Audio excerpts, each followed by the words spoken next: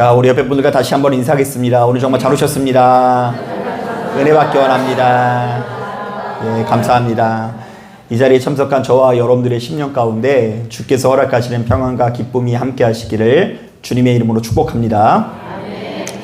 자, 오늘 우리가 읽은 이 본문에는 예수께서 온통 장사판이 된 성전을 정화시키는 장면이 나오는데요. 자, 다른 복음서들은 바로 이 사건을 예수님 생애 끝자락에 일어난 것처럼 묘사하는 것에 비해서 요한복음의 기자는 예수님의 생애 첫자락에 일어난 것처럼 묘사하고 있습니다. 자, 그만큼 요한복음의 기자는 예수께서 성전을 정화시켰다라는 것을 그 무엇보다 중요하게 생각했던 것 같은데요. 자, 그 이유는 무엇일까요? 사실 이 엄연히 따졌을 때 이 본문의 내용은 예수께서 십자가에 매달려 돌아가시는 데 있어서 아주 결정적인 작용을 했거든요. 왜냐하면 당시 종교 지도자들은 예수께서 성전을 모독했다라는 죄목을 붙여서 그에게 사형 선고를 했기 때문입니다. 자, 그도 그럴 만한 것이 19절을 보니까 이스라엘 백성들에게 뭐라고 말씀하시냐면 너희가 성전을 헐어버리라 하면서 너희가 그것을 무너뜨리면 며칠 만에 짓겠다라고 장담을 하세요. 3일 만에 이렇게 다시 짓겠다고 장담을 하십니다. 자, 그런데 바로 이런 표현 자체가 당시 사람들에게는 엄청나게 모독처럼 느껴질 수밖에 없는데요. 왜냐하면 이스라엘 백성들에게 예루살렘은 하나님을 향한 사랑 그 자체인 동시에 민족의 정체성을 가지고 있기 때문입니다. 자, 그러니까 이 예루살렘 성전을 짓는 과정에서 이스라엘 백성들이 그동안 얼마나 고생했는지 몰라요. 자, 바벨론의 포로로 끌려갔다가 돌아오는 과중에 이 아무것도 없는 와중에 이 달달 이렇게 털어가지고 모아가지고 이 성전을 이렇게 건축을 했는데 그걸 가지고 무너뜨리라고 하고 별거 아닌 것처럼 이야기하니까 이스라엘 백성들이 화가 날 수밖에 없는 것이죠. 자, 그런데 바로 이런 상황 속에서 우리 주님께서는 왜 굳이 이렇게 험한 이야기를 하시는 것일까요? 또한 요한복음의 기자는 바로 이 사건이 뭐가 그렇게 중요하길래 자신이 기록하는 이 복음서의 첫 페이지에 바로 이 사건을 담고 있는 것일까요? 자, 우리가 바로 이것을 제대로 이해하기 위해서는 복음서에 담긴 세 가지 메시지를 좀 이해해야 되는데요. 여러분 좀 어려울 수 있어도 좀 귀 담아 주셔야 돼요. 자, 복음서에 담겨져 있는 세 가지 메시지가 있는데요. 자, 먼저 첫 번째로 복음서는 이 땅에 오신 예수 그리스도를 새로운 모세라고 증언하고 있다는 것을 알아야 돼요. 자, 한번 따라해 보겠습니다. 예수께서는 이 땅에 오신 새로운 모세이다. 야, 이게 무슨 말일까? 자, 신명기 18장을 보면 이제 곧 죽음을 맞이한 모세가 이런 예언을 남기게 되죠. 언젠가 때가 되면 하나님께서 나와 같은 선지자를 보내줄 것이다. 자, 그러면서 이렇게 죽음을 맞이해요. 언제가 때가 되면 자기처럼 위대한 선지자가 나타나서 이스라엘 백성들을 구원으로 인도할 것이다. 사실 모세는 애굽으로부터 이스라엘을 구원한 자였는데요. 자, 그러므로 이스라엘 백성들은 새로운 선지자 내지는 메시아를 기다리면서 그가 로마로부터 자신들을 독립시켜 줄 것을 믿어 의심치 않았거든요. 자, 그래서 세례 요한이 예수님을 보자마자 이렇게 묻죠. 오실 그 이가 당신이십니까? 자, 이것은 어떤 의미가 있냐면요. 당신이 모세처럼 우리를 어디로부터 독립시켜 줄 거냐고요? 예, 로마로부터 독립시켜 줄 거냐는 이야기를 묻는 거예요. 자, 그래서 이 당시 시대 가운데 이제 모세처럼 이 우리 민족을 구원할 이 메시아가 등장할 것에 대한 기대가 팽배해졌는데요. 자, 마태복음을 보면 바로 이러한 예수님의 향한 기대가 담겨져 있는데요. 자, 여러분 마태복음을 보면 예수님의 생애와 모세의 생애가 묘하게 이렇게 오버랩되는 부분이 있는 거 아세요? 자, 모세도 출생하자마자 바로 왕에 의해서 살해 위협에 휩싸이지 않습니까? 자, 그렇듯이 예수께서도 출생하자마자 헤롯 왕에 의해서 살해 위협에 휩싸이고요. 또한 모세가 출생하자마자 애굽에 있다가 이스라엘 백성들에게 귀환했듯 우리 주님께서도 애굽으로 도피하셨다가 이스라엘 백성들에게 귀환하게 됩니다. 자, 그리고 무엇보다 예수께서 광야에서 하필이면 며칠간 금식하세요? 39일도 아니고 41일도 아니고 며칠이요? 40일 금식하는 장면을 통해 우리는 이 이스라엘 백성들이 광야에서 몇 년간 머무는 것을 떠오르게 돼요. 40년간 머물러 있는 것을 떠오르게 됩니다. 자, 그런데 이 모든 장면들은 예수께서 이 땅에 오실 새로운 모세. 자, 이 구약 성경에서 새로운 모세는 새로운 구원자 의미가 담겨 있거든요. 그래서 이제 구약 성경을 통해 기록되어져 있는 메시아라고 이 성경이 기록하고 있는 거예요. 자, 그런가 하면 두 번째로 이 복음서는 이 땅에 오신 예수를 새로운 다윗으로 묘사를 하고 있습니다. 자, 이것도 생소한가요? 자, 제가 좀 설명을 해볼게요. 여러분, 마태복음 1장을 보면 우리 예수님의 무엇이 담겨 있죠? 족보가 담겨 있는데요. 이 족보는 특이하게도 세 단계로 구성되어 있어요. 자, 아브라함부터 다윗까지 14대, 그리고 다윗부터 바벨론으로 사로잡혀 갈 때까지가 14대, 그리고 바벨론으로 사로잡혀 갈 때부터 그리스도까지 14대입니다. 자, 그러니까 족보가 이 몇 대로 끊어져 있어요? 14대. 자, 오늘날 우리들은 바로 이 족보를 보면 그냥 그런가 보다, 그냥 14대인가 보다 이렇게 생각할지 모르겠지만 여기에 메시지가 담겨져 있어요. 자, 이스라엘 백성들이 이 족보를 읽고서 어떻게 해석하는지 조금 들어보세요. 자, 전통적인 히브리어는요 참 이상한 그 언어인데요. 그래서 제가 신학교 다닐 때 이것 때문에 머리가 빠개지는 줄 알았어요. 그래서 이제 히브리어가 왜 어렵냐면 모음이 없어요, 모음이. 그래서 이제 제 이름을 히브리식으로 표현하면 치읓, 이응, 최운을 치읓, 이응 이렇게 해가지고 알아서 해석하는 거예요. 자, 그런데 이제 마찬가지로 다윗 같은 경우도 이 영어식으로 하면 다비드라고 하잖아요. 다비드를 디귿, 비읍, 디귿 이렇게 표현을 하는 거예요. 그러면요, 이것을 디귿, 비읍, 디귿이라는 글자인 동시에 또 어떻게 해석하냐면 얘네들이 문명이 그렇게 발달되어 있지 않아서 숫자가 따로 없거든요. 그런데 그 알파벳 자체가 이제 또 하나의 숫자 역할을 해서 다윗이라는 말을 숫자로 바꾸면 464로 표기를 해요. 자, 그런 데서 이 다윗의 별명이 뭐냐면 4하고 6하고 4를 합하면 숫자가 몇이 돼요? 14가 돼요. 그 다윗을 다윗이라고도 쓰고 걔네 말로 하면 다윗이라고도 쓰고 그것을 또 숫자로 하면은요 그걸 숫자로 사용하니까 실제로 14가 되는 거예요. 자, 그런데 바로 이런 차원에서 마태복음 1장에 나오는 족보가 연거푸 계속 14대로 끊어지는 것은요 그들에게는 어떻게 보였을까요? 예수께서 누구의 후손이다고요? 다윗의 후손이라는 것을 강조하는 표현인 거예요. 예수님의 족보를 따지고 보면 아담 때부터 나오면은요 14대가 훨씬 넘어요. 노아도 있고 에녹도 있고 믿음의 사람들이 얼마나 많아요. 그런데 하필이면 아브라함부터 14대로 끊는 이유는 예수께서 다윗의 자손이라는 것을 강조하는 표현인 거예요. 실제로 이 마태복음은 예수를 다윗의 자손으로 부르는 장면들이 참 많은데요. 마태복음 9장을 보니까 맹인의 눈을 예수께서 고쳐주실 때 다윗의 자손의 이 자격을 가지고 고쳐주시고요. 마태복음 12장을 보면 예수께서 말을 못하는 자를 고쳐주시자 주변의 사람들이 이는 누구의 자손 아니냐? 다윗의 자손 아니냐 하면서 놀라고요. 마태복음 15장을 보면 스루보니게 여인이 귀신 들린 딸을 고쳐달라고 간청하면서 다윗의 자손 예수여 불쌍히 여기소서라고 간청합니다. 자, 그리고 무엇보다 오늘이 종려주일이잖아요. 근데 이 마태복음 21장을 보면 예수께서 예루살렘에 입성하실 때 무수히 많은 사람들이 호산나 다윗의 자손이여 하고 외치는 장면이 담겨 있어요. 제가 설교 준비하다가 너무 찾아보기가 어려워가지고 마태복음에서만 찾아본 거예요. 그 다른 복음서에도 엄청나게 많아요. 다윗의 자손이요. 자, 이것은 성경 안에서 굉장히 중요한 메시지가 되는데요. 다윗이 하나님의 대리인으로서 가장 이상적인 왕이었듯이 이 땅에 오신 예수께서도 바로 그렇게 훌륭한 왕으로 오셨다라는 거예요. 한번 따라해 보겠습니다. 예수께서는 이 땅에 왕으로 오셨다. 그래 하나만 더 해볼까요?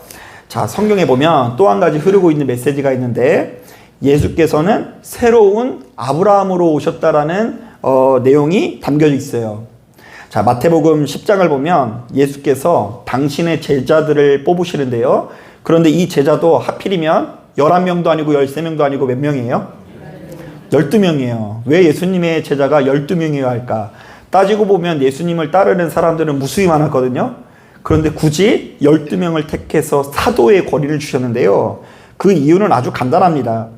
아브라함은 구약 이스라엘의 첫 조상으로서 그의 자녀들이, 그의 후손들이 몇 개의 지파를 이루었어요?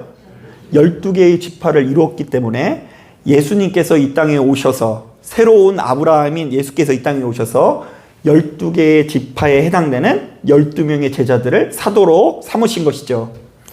또한 창세기 12장 1절부터 3절을 보면 하나님께서 아브라함을 부르시고는 이렇게 축복합니다. 땅의 모든 민족이 너로 인하여 복을 받으리라. 그런데 예수께서 이 땅에 오신 이유도 마찬가지예요. 천하 만민이 하나님의 은혜를 누리게 하기 위해서, 그분의 의와 공도를 누리기 위해서 예수께서 이 땅에 오신 것이죠. 자, 이것도 역시 성경 안에서 굉장히 중요한 메시지가 되는데요. 아브라함이 이 세상에 복된 소식을 전하는 첫 시작이듯이 이 땅에 오신 예수께서도 바로 이렇게 복된 소식을 전하러 이 세상에 오셨다라는 것입니다. 자, 그래서 복음서는요, 이 땅에 오신 예수께서 새로운 모세이자 다윗이자 아브라함이라고 증언하고 있는데요. 자, 그렇다고 한다면, 자, 그분께서는 무조건 성전을 지으실 수밖에 없는 분인데요. 자, 왜냐하면 이스라엘 안에서 모세든 다윗이든 아브라함이든 성전 짓는 사람으로 여겨졌고 그렇게 불리어졌기 때문입니다. 자, 모세든 다윗이든 아브라함이든 다 무엇을 짓는 사람들이었다고요? 성전을 짓는 사람이었어요. 자, 이것에 관해서 간략하게 설명하자면, 사실날 오늘날 우리들은 눈앞에 보이는 건물이나 사람들의 모임을 가리켜서 교회 내지는 성전이라고 하지 않습니까? 자, 오늘 그 온라인으로 예배드리시는 분도 분명히 있을까요, 없을까요? 근데 그분들은 왠지 교회 출석으로 인정하기가 좀 그렇지 않나요? 오늘 이 자리에 오신 분들은 왠지 출석한 것 같고, 그 자리에 있으신 분들은 좀 출석하지 않은 것 같고, 이렇게 생각하는 이유는 우리는 항상 눈앞에 보이는 건물 내지는 모임을 이 성전으로 여기기 때문이에요. 자, 그러나 여러분, 성경의 세계관에서는 하나님께서 창조하신 온 우주가 성전이라고 할 수 있는데요. 자, 이른바 이 세상 모든 피조물 자체가 하나님을 찬양하고 예배할 존재로서 지음을 받은 거예요. 그래서 여러분, 성경을 읽을 때 어떻게 읽어야 되냐면요, 여러분, 하나님이 창조하신 에덴 동산도 사실은 무엇으로 지음을 받은 거예요? 성전으로 지음을 받았어요. 그래서 거기에서 죄를 지으면 함께 할 수가 없는 거예요. 자, 노아가 방주를 이렇게 만들죠. 그 방주도 또 뭐예요? 성전이라고 할 수 있고요. 광야든 가나안 땅이든 간에 다 성전이라고 할 수 있습니다.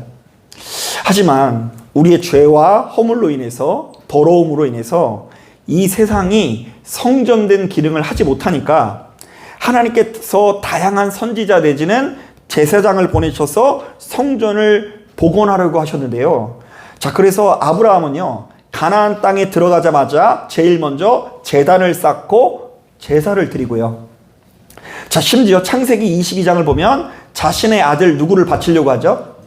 이삭을 모리아산에서 제물로 바치려고 하는데요. 놀랍게도 먼 훗날 바로 이 모리아산에 솔로몬의 성전이 건축되고요. 그리고 바로 이 예루살렘 안에서 누가 돌아가시게 되죠? 예수께서 십자가에 매달려 돌아가시게 됩니다. 자, 이른바 아브라함이 자기에게 하나밖에 없는 아들을 바쳤듯 하나님께서도 사랑하는 아들을 화목제물로 바치시는 장면이 사실은 이 창세기에서부터 내려오는 흐름인 것입니다. 자, 뿐만 아닙니다. 자, 모세는 이스라엘 백성들에게 최초의 성전이라고 알려져 있는 성막을 짓고 성막의 이 규례가 어떠한지를 알려준 사람이고요. 다윗도 역시 두말할 것 없이 무엇을 예비하고 준비한 사람이었어요? 성전이 지어지는 것을 예비하고 준비한 사람이에요. 자, 그래서 역대기를 보면 솔로몬이 실행을 하긴 했지만 솔로몬이 할 수 있는 모든 것들을 다 누가 준비해요? 다윗이 준비해요. 솔로몬은 사실 한 게 없어요. 재료도 다 모아놓고 설계도 다 해놓은 다음에 너 이대로 해, 이대로. 그리고 솔로몬이 그냥 그대로 한 것뿐인 거예요. 자, 바로 이런 차원에서 성경이 만약에 이 땅에 오신 예수님을 새로운 다윗이자 아브라함이자 모세라고 증언한다고 한다면 예수께서는 이 땅에 오셔서 뭘 하시는 분이라고요? 성전을 지으실 분일 수밖에 없는 것입니다. 자, 이것은 예수께서 구약을 통해 약속된 메시아 그리스도로서 완전히 타락했거나 무너져버린 성전을 재건할 뿐이라는 것을 증언하는 것이고요. 자, 바로 이러한 사역을 통해 모든 만민을 구원의 길로 인도할 뿐이라는 신앙의 고백이 담겨져 있는 것입니다. 자, 한번 따라해 보겠습니다. 예수를 통하여 성전 같지 않은 성전은 무너질 것이다. 다시 한번 따라하겠습니다. 예수를 통하여 무너진 성전은 다시 회복될 것이다. 자, 그래서 마태복음에서는 바로 이렇듯 완전히 재건된 성전을 주로 천국이라 부르고요. 자, 마가복음에서는 주로 하나님의 나라라고 부르고요. 누가복음에서는 주로 영생 내지는 구원이라고 표현을 합니다. 자, 그렇다고 한다면 예수 믿는 우리들은 예수께서 이 땅에 지으려고 하던 성전이, 그렇게 세워진 성전이 어떤 모습인지를 알아야 되는데요. 자, 이것을 여러 가지 표현할 수 있지만 저는 주로 이사야서 52장의 말씀을 통해서 해석을 합니다. 자, 이사야서 52장 말씀을 보면 이런 말씀이 있어요. 한번 들어보세요. 좋은 소식을 전하며 평화를 공포하며 복된 좋은 소식을 가져오며 구원을 공포하며 시온을 향하여 이르기를 내 하나님이 통치하신다 하는 자의 산을 넘는 발이 어찌 그리 아름다운가. 자, 한번 따라해 보겠습니다. 하나님께서 너희를 통치하실 것이다. 예, 이 말씀에 이런 의미가 담겨 있어요. 이 땅에 오신 하나님께서 너희를 어떻게 하겠다고요? 통치하겠다. 자, 그런가 하면 이사야서 52장 9절을 보면 이런 말씀이 있어요. 너 예루살렘의 황폐한 곳들아, 기쁜 소리를 내어 함께 노래할지어다. 이는 여호와께서 그의 백성을 위로하셨고 예루살렘을 구속하셨습니다. 자, 이것은 어떤 의미가 담겨 있냐면 한번 따라 보겠습니다. 하나님께서 너희를 위로하실 것이다. 예. 하나님이 맨날 두렵고 무서운 분이 아니라 그 하나님과 동행하면서 구원의 복락을 누리는 거예요. 아, 하나님께서 나를 어떻게 하시는 분이라고요? 위로하신다. 자, 바로 이 말씀이 이 땅에 오신 메시아 곧 그리스도께서 행하실 사역을 예언하는 대표적인 말씀인데요. 자, 그런데 그가 하시려고 하시는 말씀을 들어보면 우리가 이제 백향목으로 성전을 지었다. 우리가 이제 아름다운 종교부지를 분양받아서 호화로운 성전을 세웠다. 이런 내용은 있어요, 없어요? 하나도 없고요. 크게 두 가지의 예언으로 되어져 있어요. 첫째, 하나님께서 우리를 통치하신다. 자, 그러니까 무법한 이 세상, 아무런 법도 없이 황폐해진 이 세상이 하나님의 통치대로, 하나님의 뜻대로 통치되는 세상이 되는 것이야말로 진정한 의미의 성전 재건이라고 할 수 있어요. 자, 그러니까 내 마음대로 살아가던 내가 누구의 뜻을 고려하기 시작했어요? 하나님의 뜻을 고려하기 시작한 것이 성전 재건이에요. 자, 그런가 하면 두 번째, 하나님께서 위로하셨고 백성들은 위로받았다라는 말씀이 있는데요. 자, 그러니까 육신의 옷을 입고 있는 우리들이 바로 이 각박한 세상을 살다 보면 필연적으로 여러 가지 문제로 인해서 쪼그라들 수밖에 없거든요. 자, 여러분 지난 한 주 동안도 고생 많으셨죠? 요즘 되게 힘든 것 중에 하나가 뭐냐면 그놈의 감기 때문에 되게 힘든 것 같지 않나요? 날씨가 왔다 갔다 거리고 건조하니까 감기 때문에 힘들고, 이 살다 보면 나보다 누군가가 잘 나가서 힘들고, 괜히 불안해서 힘들고, 그리고 또 뭔가 넉넉하게 형편이 피지 않아서 힘든 것 같고요. 그리고 이제 가만히 보면 진짜 힘든 것 중에 하나가 뭐냐면 우리는 어려서부터 충분한 사랑을 받고 자라야 될 권리와 의무가 있는데 우리가 의도치 않게 충분한 사랑을 못 받고 자란 경우가 많죠. 그런 분이 없네요.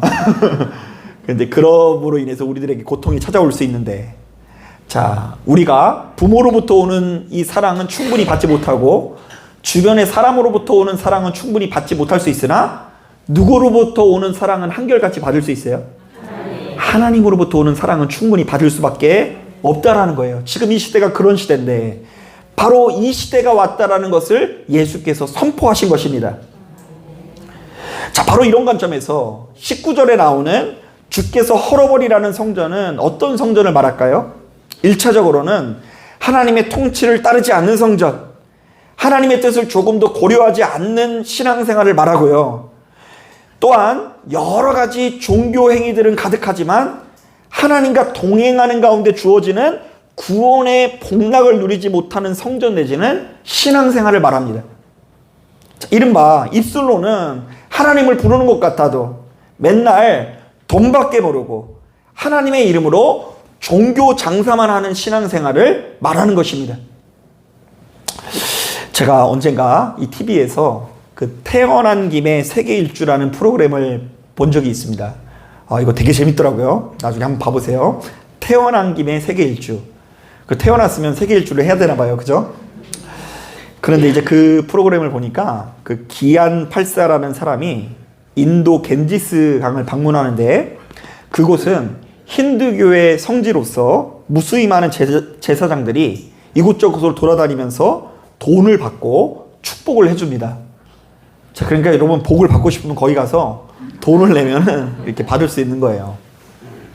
자, 그런데 기도를 한번 해주는데 아주 더럽게 비싸게 받아요. 보통 그곳은 서민들의 한 끼 식사가 10루피, 150원이고요. 자, 고급 레스토랑도 200에서 500루피 정도인데 제사장에게 기도 한번 받으려면 무려 800루피, 15,000원을 내야 한대요. 자, 그러나 이마저도 사기를 쳐서 기안84라는 사람에게 5,000루피를 요구하는 것을 보고 이 사람이 진짜 나쁜 사람이라는 생각이 들었어요. 그러면서 들은 생각은 와, 이것이야말로 종교 장사구나. 왜요? 신의 뜻은 조금도 고려하지 않고 사기치고 폭리를 취하면서 축복 장사를 벌이는 모습처럼 느껴졌기 때문입니다. 여러분, 그렇게 장사하면 참 좋겠죠?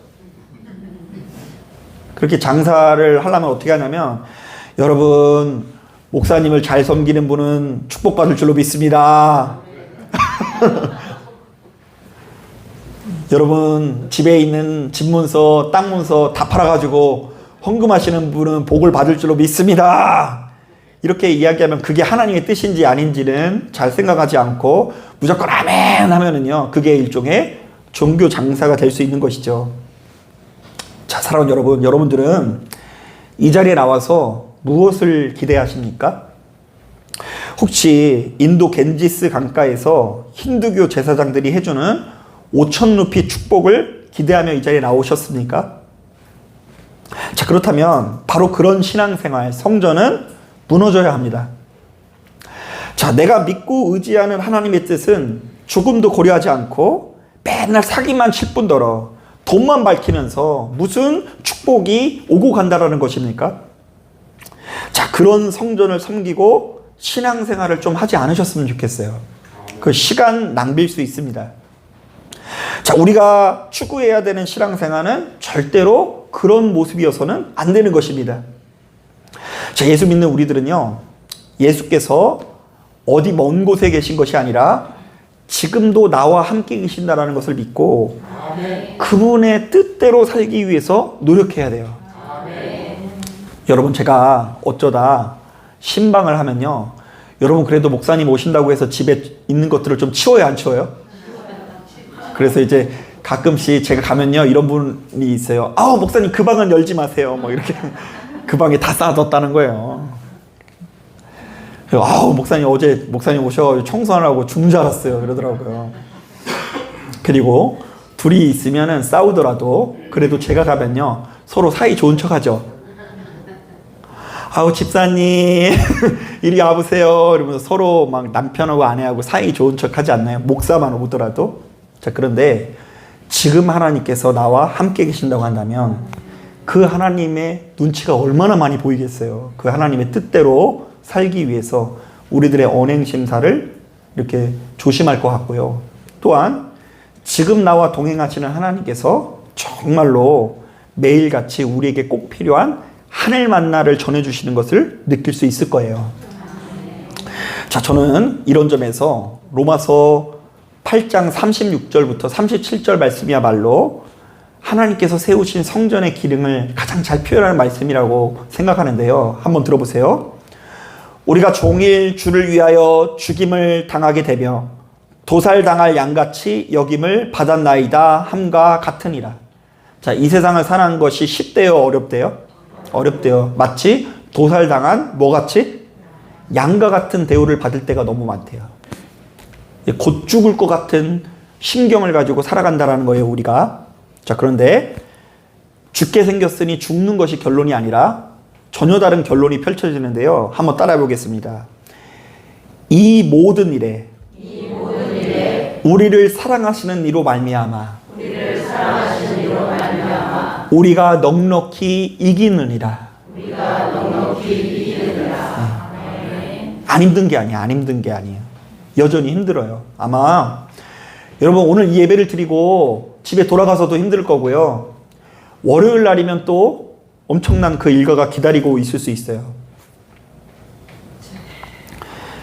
가만히 보면 이 세상 사는 것 자체가 참으로 힘들고 고통스럽습니다. 몸이 아파서 힘들고, 거동이 불편해서 힘들고, 물질이 부족해서 힘들고, 그냥 살아가는 것 자체가 너무 힘겹고 괴로운데, 그야말로 죽을 것 같은 고통이 찾아올 수 있는데, 이 모든 일에 나와 동행하시는 하나님의 이름으로, 나와 동행하시는 주님의 이름으로 겨우겨우 이겨내는 것이 아니라 넉넉히 이겨내는 것이야말로 진정한 성전의 역할인 것입니다. 여러분, 성도가 구원의 복락을 누리지 못하면 자꾸 다른 허망한 것으로 자신의 마음을 채우려고 하는 경향들이 있더라고요. 저도 이제 갈수록 이 사명감을 가지고 목회를 하게 되는 게 뭐냐면, 성도가 구원의 복락을 누리는 것이 굉장히 중요한 게 뭐냐면요, 이 안에 벌써 예배 때 은혜를 받고 돌아가가지고 이 뜨끈뜨끈한 무엇인가가 있으면 굳이 사방을 유리하면서 사람에게 애정을 구걸하지 않고요, 정말로 하나님께서 동행하시는 바로 그 순간에는 정말로 이 물질도 정말로 우리가 지배를 해가지고요, 별거 아닌 것처럼 대우할 수 있는데요, 여기에 주인이 없으니까 이 허망하고 텅 빈 마음을 위로받고자, 그것을 채우고자 막연하게 주변에 많은 사람들에게 찾아가가지고 그냥 애정을 구걸하기도 하고요, 술로 채우려고도 하고요, 돈으로 채우려고 하는데, 아무리 그런 것으로 채우려고 해도 그것은 영원한 진리가 아니기 때문에 이 어느 생각, 이 모든 것들이 빠져나가는 경우가 많이 있더라고요. 그래서 은혜 없이 살아가면 기복이 있을 수밖에 없어요. 사람이 자꾸 왔다 갔다 할 수밖에 없는 거예요. 그 순간적인 세상 기쁨으로 좋았다가 또 그것이 또 그냥 썸물처럼 빠져나가가지고 그냥 허망해졌다가. 자, 그러나 우리와 동행하시는 하나님께서 주시는 구원의 복락과 기쁨과 위로하심의 은혜를 경험하는 사람들은 이제 우리가 바람이 나는 겨와 같이 날아다니는 인생이 아니라 시냇가에 심겨진 나무처럼 우직하게 복 있는 자의 삶을 살아가게 되는 거예요. 그래, 진짜 여러분, 은혜 있는 사람들은요, 은혜 있는 사람들은 시간이 지날수록 정말로 온유해지고요, 평안해지고 차분해지고 뭔가 그 특유의 분위기가 있더라고요. 사랑하는 여러분, 여러분들이 누리고 싶은, 이루고 싶은 교회가, 성전이 어떤 모습입니까? 아무쪼록 우리 애진교회가 생명을 살리는 교회 되기 원합니다. 아멘. 그 교회는 정말로 구원의 복락이 있어야 되고요, 그리고 그 교회는 하나님의 위로하심이 있어야 되고요, 아멘. 그리고 우리를 향한 하나님의 뜻이 있어야 된다는 걸 기억하시고, 시간이 지나면 지날수록 바로 이러한 축복을 온전히 이루어 나가실 수 있는 저와 여러분 되기를 주님의 이름으로 축복합니다. 아멘. 자, 기도하겠습니다.